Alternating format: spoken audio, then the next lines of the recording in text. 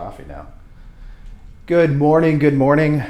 We are back for another brew along with a roaster. This time we have the featured roaster of November, Blake from Tiny House Coffee Roasters. And he's going to talk to us a little bit about the Finca San Victor, which I don't know if you can see that. That is the featured coffee this month, and I'm really excited to have Blake on. Blake, you and I had an amazing conversation the other day, and I really want to know more about you. So, who are you? Can you tell me who you are? Sure. You started with the basics. My name's Blake Thomas.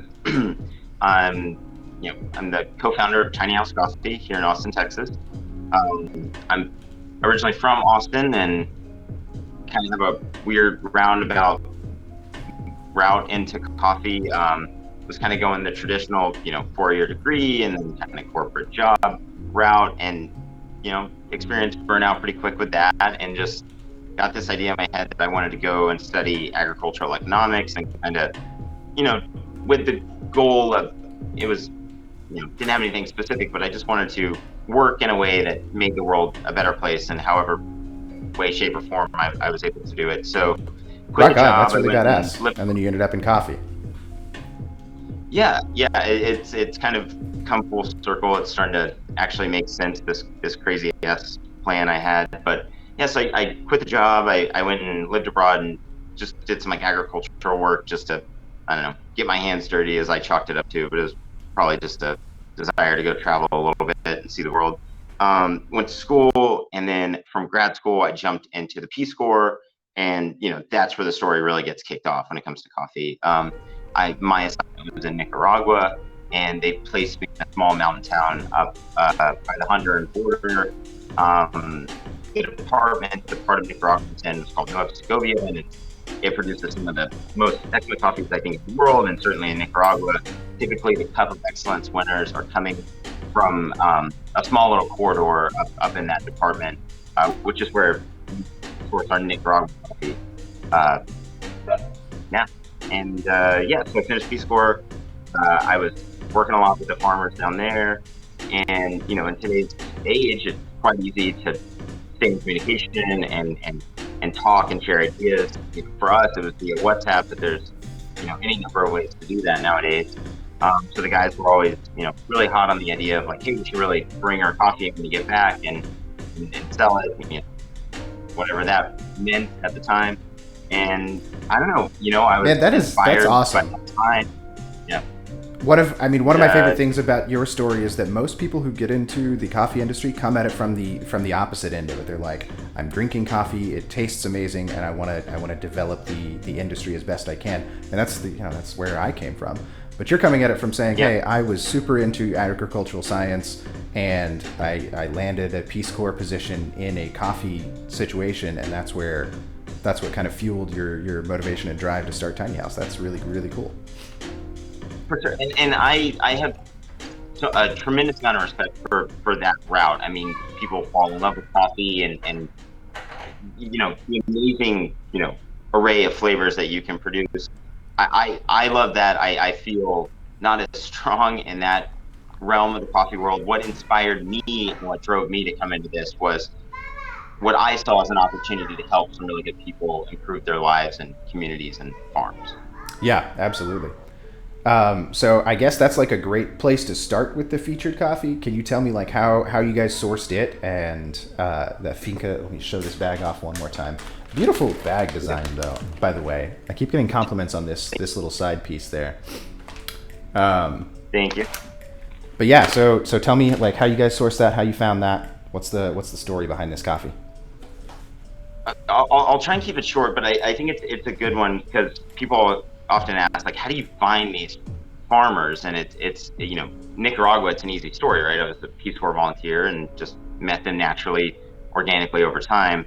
This one's a little different. So Finca San Victor is a rather large operation in Guatemala. And before you call me a fraud and say I thought you worked with small producers, what it is the owner of Finca San Victor is a gentleman by the name of Alejandro, who used to work for Inter-American Coffee. It's a green coffee importer in Houston. So Alejandro was, well tapped into, many of the roasters, certainly in Texas and across the nation, um, how I met him first, and then he kind of got a little burnt out with working here in the States, and for the importers. So he went back to Guatemala to work on his father's farm. And really what he wanted to do when he got down there was kind of move the needle in terms of quality on his farm, but also the farms in his region. They have one of the best wet mills I've ever seen. And so this farm right here from Finca San Victor is actually by way of a gentleman by the name of Nelson Montenegro. So I talked to Alejandro and I said, hey, like I want to bring in some of your coffee. Like I love you and what you're doing, and you're producing exceptional stuff. But our mission today is to work with small producers. Can you introduce me to someone that fits that mold and is producing great coffee? And he introduced me to Nelson, and it was immediately clear, like this was a partnership I wanted to explore. Nelson was kind of on the verge of taking over the farm from his from his father. And he was young, he's smart, and he just has a desire to learn and grow. So this is our second year bringing in Nelson's coffee. It's exceptional. It's a wash per bone. And I have no doubt that it's going to continue to get better and better every year. And I think Nelson's going to do some great stuff. Well, hey, you pass on my compliments to Nelson next time you see him. Say he's doing a killer job. I mean, you know that. I know that. You're doing a killer job with it. But I've been really enjoying this coffee so far. So what does this have to do with? I see that I'm looking. I keep staring as you're talking at this mural in the background. What's going on there? This is pretty cool. So this is our front room at the roastery. This is our coffee lab of sorts. If I don't drop this phone, it's going to be a miracle. So we just wanted a mural to kind of show, to kind of like embody kind of what we do. So as you kind of pan around, it kind of goes from the farm, and as we kind of finish it off, it ends in Austin. And I think that's kind of embodies what we're trying to do. We're really trying to be a part of the journey itself, all the way to roasting it, cold brewing it, which is something we do on a large scale. And be a part of the that was one of the things that I was, when I went to go check out your roaster, that was one of the things that I was most impressed with. Like the size of your cold brew setup is it's mind-boggling to me. So like you guys are working, I know you guys are working on like nitro. I see that kegerator in the background, and totally a plug here. I see that little box back there. Talk to us about that. Oh, that thing? I can't. What's that? That thing is just sitting there. Now, this is pretty cool. This one we're proud of. So this is our new whiskey barrel cold brew. It's a really fun spin on traditional cold brew. What we do is we age our green coffee in whiskey barrels from a local distillery here in Austin. After the coffee ages in there, we roast it, and then we take those roasted beans, which kind of absorb some of those whiskey notes, particularly on the nose. It's quite fragrant. And then we roast it, and then we use those beans. We cold brew it just in a traditional way and make a barrel-aged cold brew coffee. We are super excited about this new packaging. It really represents. The packaging looks phenomenal. And it's a wine box, right? It's like boxed wine, but with cold brew. It's got the whole like valve and all that jazz. It is. Some people refer to it as bag and box or flexible packaging. We were making cold brew on a large scale and moving it to market by way of kegs, but we obviously wanted to find a way to explore the grocery side of things as well. First thought is cans, as you might notice, is a lot of people's first thoughts. But that market is really, really tough. It's hard to get into, and we just wanted to try and do things a little bit different. And so our thought was, like, why don't we go after more of like the bulk market and try and get people a little more bang for their buck? Which honestly, I think makes a lot of sense. Like the cold brew drinkers that I know, they drink a ton of cold brew, right? Right. But as a real quick side note, everybody who subscribed for November got a tiny little sample bag of that barrel-aged coffee. I've already gotten a lot of feedback from people saying this is amazing. It's got this like, it really does have that like punchy whiskey, like you open the bag and you're like, is this whiskey? What is going on here? and Yeah. yet it's like super subtle in the cup, and that makes everybody really, really happy.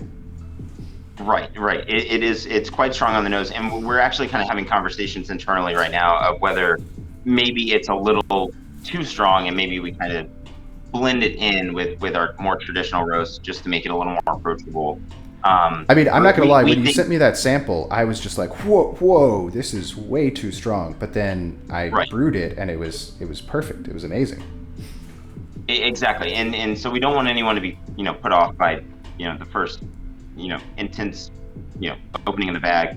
But it's an exceptional coffee, and like you said, it totally mutes down once you brew it. And I think it's going to be really fun going into the holiday season. Some fun, coffee-based cocktails or coffee-based drinks, Absolutely, yes. which we're starting to put some videos out and some recipes out on those. Oh, rock on! I will definitely be following those. Got a liquor cabinet just waiting to play with that. All right, what else? What else cool is Tiny House doing these days? Is there something that I didn't ask you about that we didn't touch on?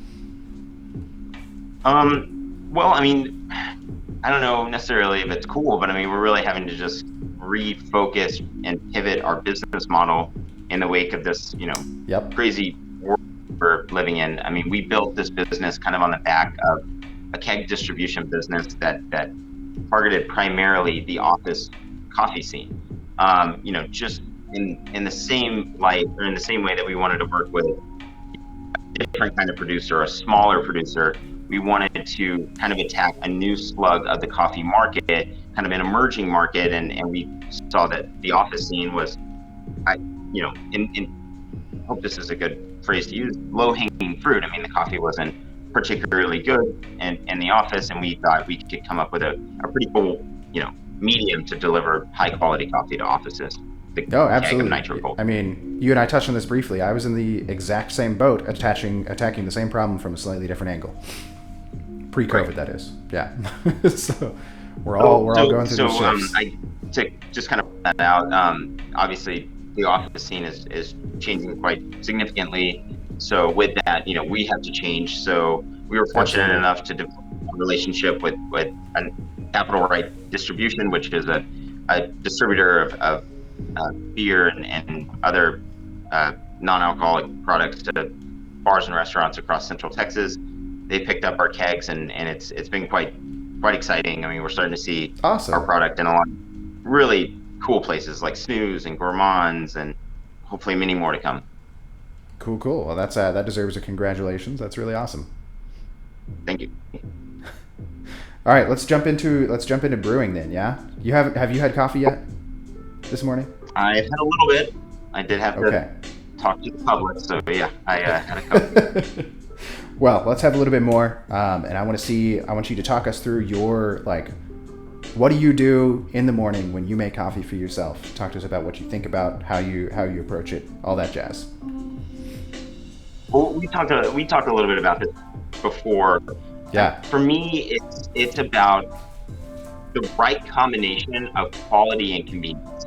If you have a Yes. Japanese iced coffee set up at your house because you want to make the most top of the line coffee every morning, that's awesome. But the stark reality is I'm a serial snoozer of harm, and I Yep. have to face the reality that I am not going to make a Japanese iced coffee, and I'm probably not even going to make a pour over every morning. So I needed to find, a way to brew coffee that was quick and easy and still produce a really solid.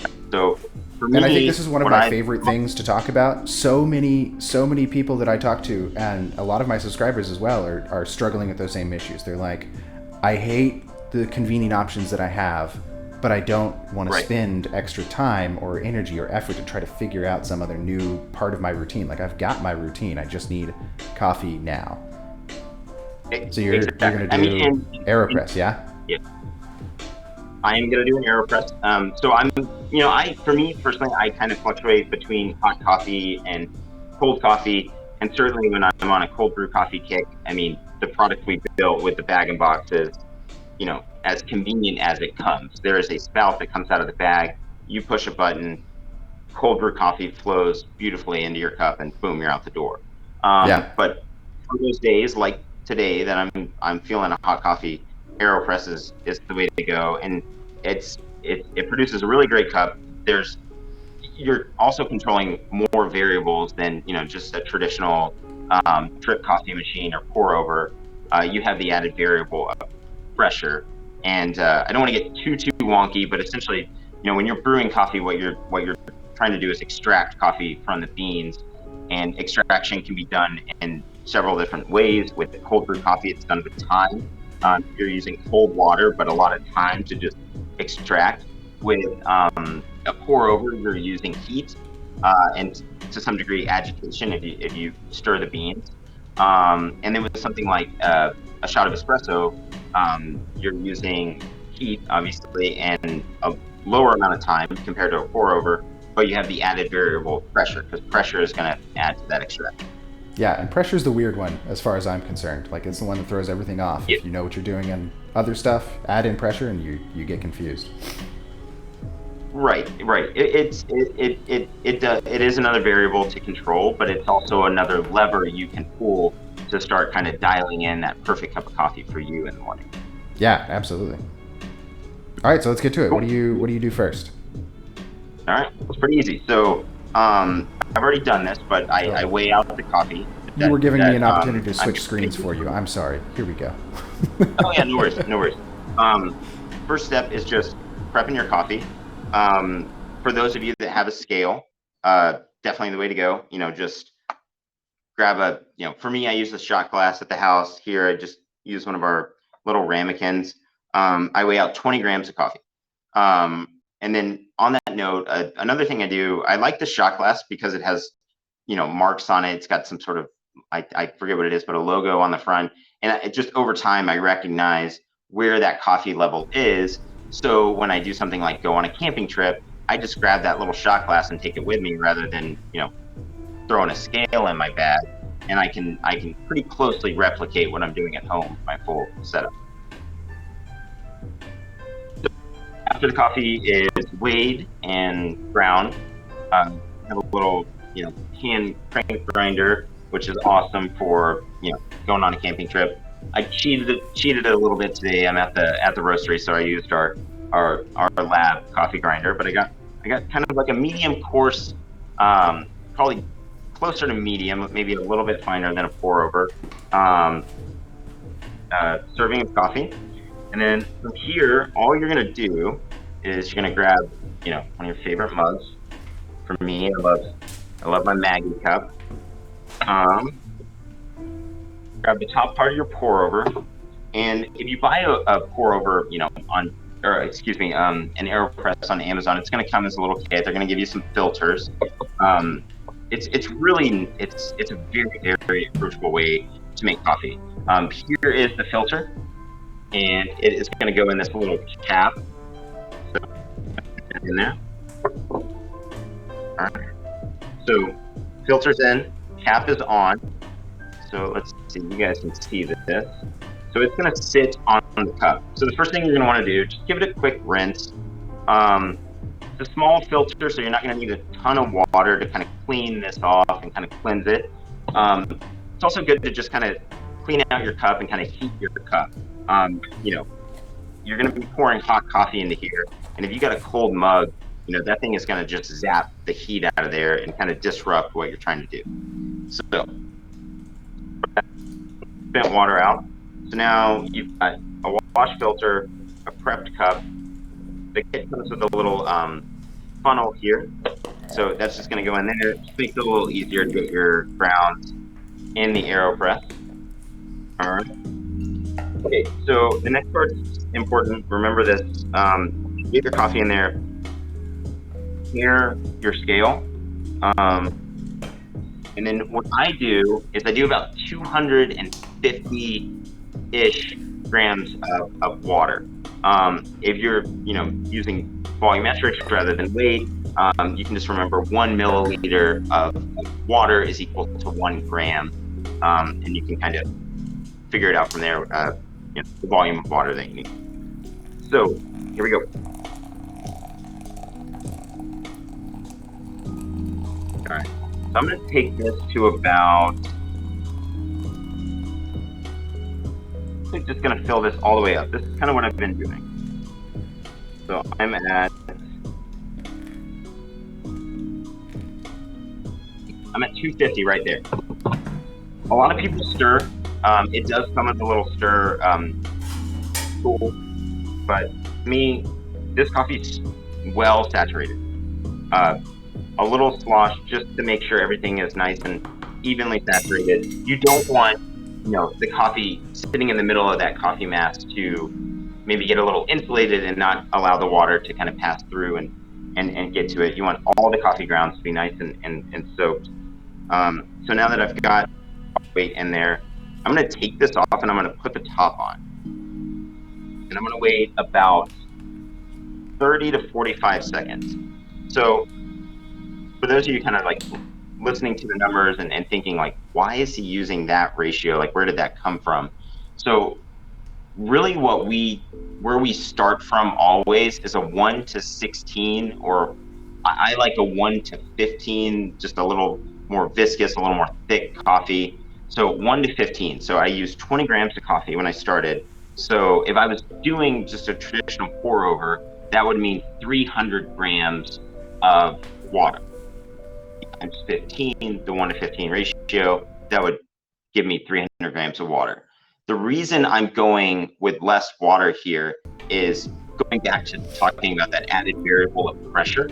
If I was using that amount of water, which is going to extract from the coffee, and the added variable of pressure, I might risk over extracting this coffee. So what I do is I start with a little lower quantity of water, and just like you would make a Americano with an espresso, I can now take this cup and I can add just straight hot water to it to bring it to the right strength I want. Or some of you might hate me for this, but if you're in a rush trying to get out the door and you need coffee now, you can also throw an ice cube in there and drink that coffee a few minutes earlier than you otherwise would. Don't laugh when I said that, but yeah. So let's say I've given this about 30, 45 seconds. Now I'm going to start to press. So if you find that you're making an AeroPress and you're sitting here, you're like, my God, like it would take like a power lifter to push this thing. You've probably ground that coffee too fine. So just loosen it up or make a little bit coarser grind next time. It shouldn't take. You shouldn't have to just crank down on this thing. Like I'm putting. If anything, I probably went a little too coarse on this. Like, maybe, I don't know, 20-ish pounds of pressure if I were to guess. So now I've pushed all the way through. You couldn't really hear it, but there's a small little air gap between the level of the brewed coffee and the top of the. And as you get to the end, you'll hear a little kind of like spritz of air. It'll like and that kind of signifies that you pushed all the way through, and now all your coffee is in your mug. Now I've got more or less my cup of coffee ready to go. I know that this, based on having made this before at home, this is a little too strong. What I'm going to do now, I would throw it back on the scale and I would add 50 grams of water. You can't see the scale, it's a little off the shot, but here I go. 50 grams. Went a little over, that's okay. And then boom, I'm ready to go. Oftentimes at the house, like I'm hurrying out the door, so I'm ready for a coffee. So this is too hot for me. I have a kind of sensitive palate when it comes to heat, so I often throw ice cube or two in there and off I go. Right now it's Sunday, I've got plenty of time. I'm feeling inspired and happy and relaxed about the world we live in, so I'll skip the ice cube today. I'll let this thing naturally just come to form. And then the last thing I want to talk about and really like why I love this coffee. I've got a little kind of like trash can here to throw this away. When it comes to cleanup, this is why I use an AeroPress. So I'm now done. This pop is so satisfying. The air. Is that what we're talking about? Yeah, just the like lifting the grinds out. When you pop out the puck. Yep. Okay, yeah, yeah. So it's great. So like, now this is the spent AeroPress. You can kind of see like that's the filter that was on there, and then you've got the coffee behind there. This is cleanup. All I'm gonna do is just pop that thing through. A little bit of coffee still left on that. I just run that under the sink, or I pull the press out, give everything a quick rinse, set it by my sink, and I'm done. Ready to go for tomorrow. So for those of you that are convenience junkies, you can certainly see why this is kind of my kind of go-to method for most mornings. Beautiful, and it's it's like super portable as well. I know that you're like an outdoors junkie, yeah. So I bet you take this with you everywhere. I like to present that image, but it probably isn't the case. No. I like it outside. A few weekends ago, buddy and I went to the coast to go fishing. Brought the AeroPress. I think we brought a kettle. Uh, like I said, skip the scale. I just brought my little shot glass, so I knew how much coffee. And then I had this little hand crank grinder, which you can get on Amazon. These things are awesome. And then boom, you can freshly grind coffee wherever you're at. That is delicious. Well, hey, coffee cheers to Sunday morning, a bright new horizon. And if Nelson was here, we'd say salud. Yeah, that's right. Thank you, Salute to Nelson. Nelson. Yeah. Yeah. Pass that along Salud too. to Nelson. I will. Yeah, All right, with well, any hey. hope we'll be down there this year. TBD on travels. Yeah, absolutely. Let us know. I wanna hear about what Nelson's up to these days. Yeah, potentially next brew along at the coffee mill. Show you guys a little bit about what coffee, the supply side of the market looks like. See, that would be very badass. I would love to do that. Okay, hey Blake, is there anything else that we didn't touch on? I know that like Tiny House does some amazing sourcing. In fact, like last question is when you're receiving coffees, like how does that process work for you? So like you go to the farms, you check out their wet mills, you place an order with the farmers, importers maybe, and they deliver it, they ship it, and you guys get those giant bags of green unroasted coffee shipped to you in Austin. So you have like this giant warehouse and roastery, and like what is that process like for you? This is a little bit of a longer story, and it involves me going off the rails and usually bringing up a spreadsheet. But essentially, the way coffee works is it's an agricultural crop, so I have to tell Nelson what I want this year. So I have to have a good pulse on my company, how we're doing, what we expect to do, demand and on the demand side of things, and then I commit to a certain quantity of coffee with Nelson at a certain price, and somebody like an importer is used for transport and handling things like customs and export licenses and things of those nature. And and the reason I kind of joked about it can get complicated with spreadsheets is that can be quite a tremendously difficult thing to do. Just to Absolutely, give you guys a little huge props. I'm scared of that stuff. And so here's an example of why that might be hard. I mean, this year COVID hit, right? We had a record year last year, and we very much thought that we would continue on that trend line. I mean, we moved into this fantastic roastery with stars in our eyes and hope for an amazing future, and then boom, the world's turned upside down. I am still committed to all of that coffee, and I was contractually obligated to take it. So it's a delicate dance of committing to the right amount of coffee so that I can provide Nelson's coffee all year round until he provides that next crop year of the beans, hedging against the unknown of weird world and things shifting around on you. So maybe we talk about that another day, but it's a fascinating, challenging puzzle to solve. Well, I mean, it sounds like you guys have pivoted relatively well, and you're able to kind of manage that. Yep. I think I don't have many positive, but Scrappy would certainly be one. I'm not supposed to do the self-deprecating thing. Ignore that. I'm the exact same way, which is probably why I feel such a connection to you. This is. Do you want to? This is you're allowed to say no if you don't want to, but do you want to give us a quick tour of the actual roasting facility? I thought you'd never ask. I mean, I got this place to make a whole lot of coffee, but COVID's changed that around. So now tours are the next best option. So yeah, cool with you give us a guys. tour. It'll get a little shaky as I walk you guys through, but I'd love to kind of just, I'll start here in our training lab and talk about kind of like what we do in here, and then pop into the roastery. I'll show you some green coffee, the roaster, and then a little bit of the cold brewing operation that Wilson. Oh, all right, ready? let's do it. Let's go for it. I am going to. I think Nelson right now if I can flip this camera. I don't know if I can. So I don't know. Y'all, I don't think I can flip the camera, just the front-facing camera, so I'm just going to turn this around. So here's our front. So basically, you saw the mural, just like there's, some desks here where we kind of hang out.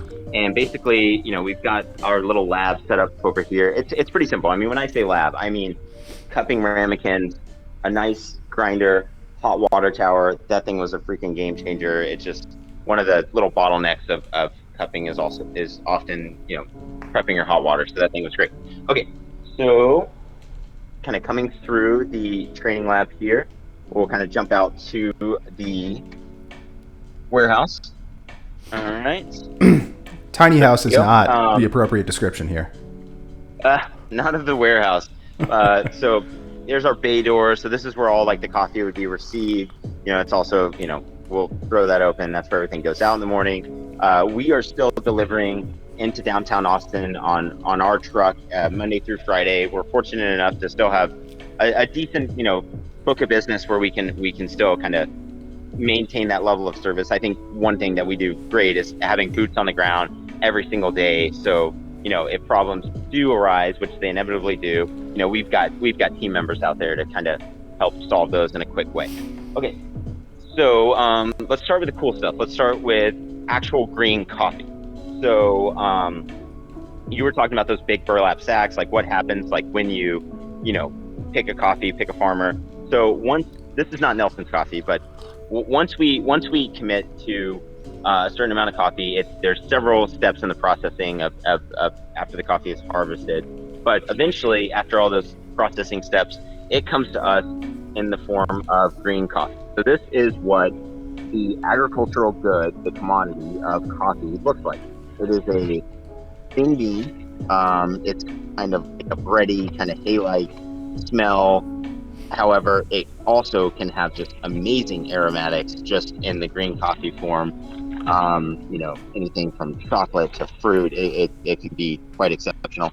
And you might notice this bag. This is called a Grain Pro bag. It's kind of like I don't know. I'm kind of making up a term here, but like a composite plastic. It's breathable, but it also helps kind of protect the coffee in transit.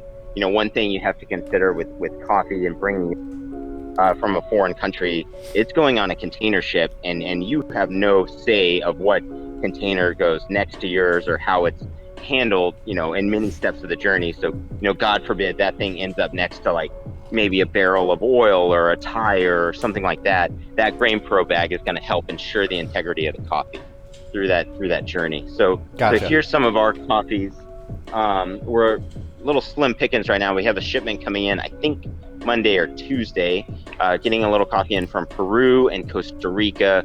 So stay tuned for those. I'm very, very excited about the Costa Rica. So anyway, there's our coffees. Here's some of our whiskey barrels. These have been used already. So these have been already used once to, age the coffee and do our whiskey barrel stuff. So a little bit gets left over. Cost of doing business, I guess. So here is our roaster. Pretty traditional, kind of small to mid-scale roaster. It's a Dietrich IR12, and that 12 stands for 12 kilograms. So we can do I mean, we can do upwards of 20. If you really push it, 24 pounds of coffee in there. We right now are running about 20-pound batches, and that number will change kind of depending on the time of year. And the reason being is, so we are in a warehouse right now. Those beans are going to get cold, as the months get a little bit colder. And it takes a little more kind of, just heat to heat them up. So, what we do is we scale back the size of our drop. So instead of doing 24 pounds, we do 20, and that just, the roaster is able to maintain those same profiles that we were hitting during the warmer summer months. So, everything is profiled. So these are basically little thermometers. They're called thermocouples.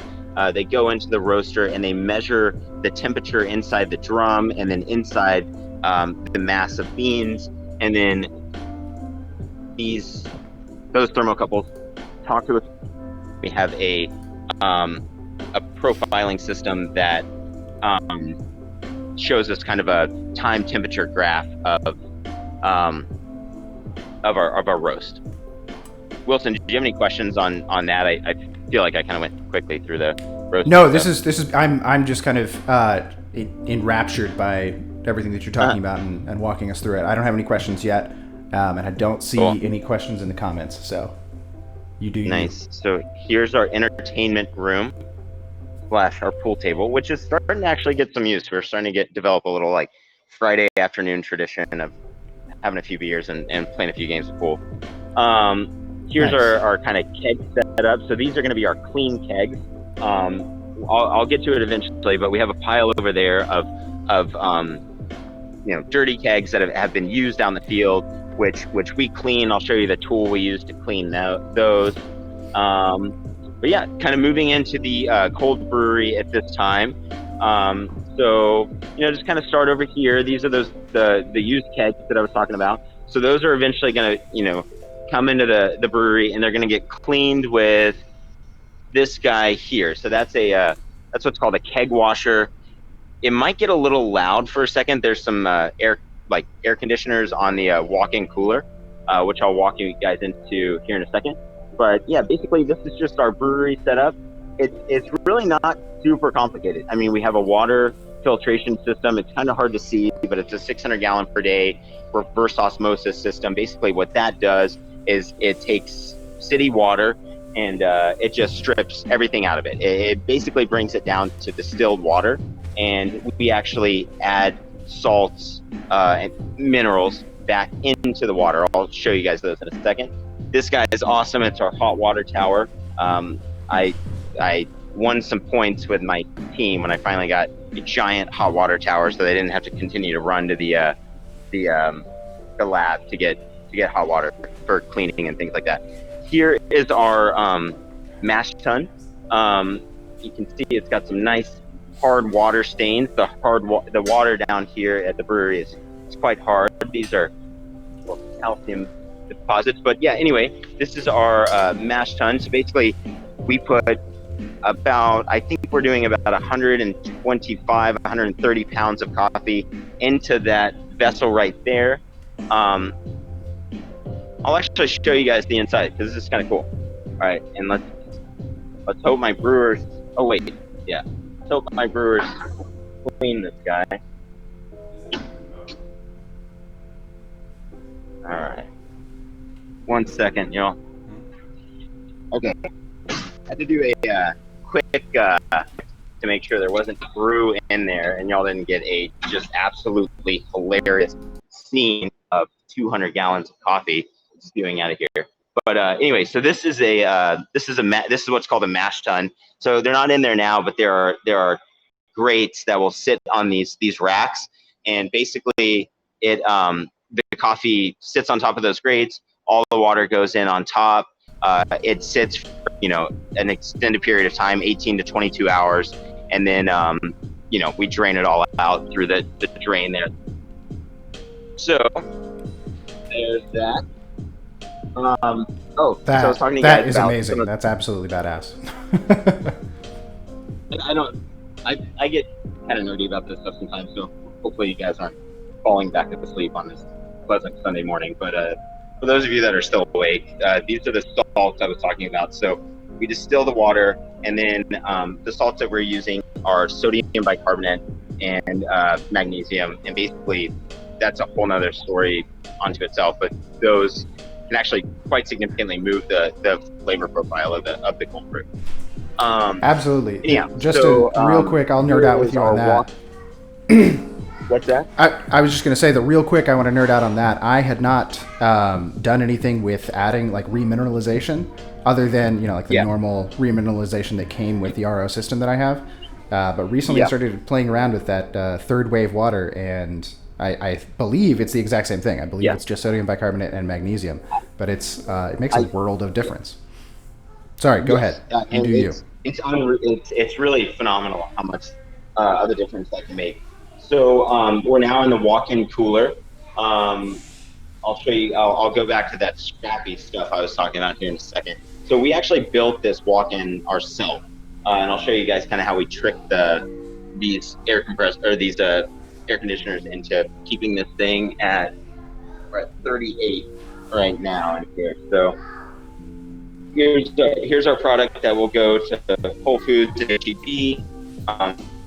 So excited about our new packaging on the whiskey. I just think, I'm not sure, I don't have the greatest service in here. Anyhow, Wilson, can y'all still hear me okay? Yeah, you're good. It's a little bit choppy, but it's just keep going. Okay, no worries. Last little thing, these, so after the coffee is brewed, these are what are called bright tanks. So that is 935 gallons. That one is just over 600. I'll go, give you one quick look. This is liquid nitrogen, so that's what we're using to actually make that nitro cold brew. I'll kind of jump away from these compressors so y'all can hear this stream of consciousness I've got going. So yeah, after the coffee is brewed in that mash tun, it'll go into those big tanks that I just showed you inside of the cooler. And those tanks are pressure rated. So what we can do is we can actually pump high pressure nitrogen at about 30 psi into there and get that nitrogen to infuse into the beverage and make our nitro cold brew. All right, very cool. We're back. Thank you. Yeah, thanks for that. Thanks for that tour. Getting to see how. They could pour of nitro and to show you what that looks like. Could be of an interest. Yeah, I think that'll be a good ending note. Let's go ahead and get a nitro pour, and we'll kind of watch that cascade as we close things out.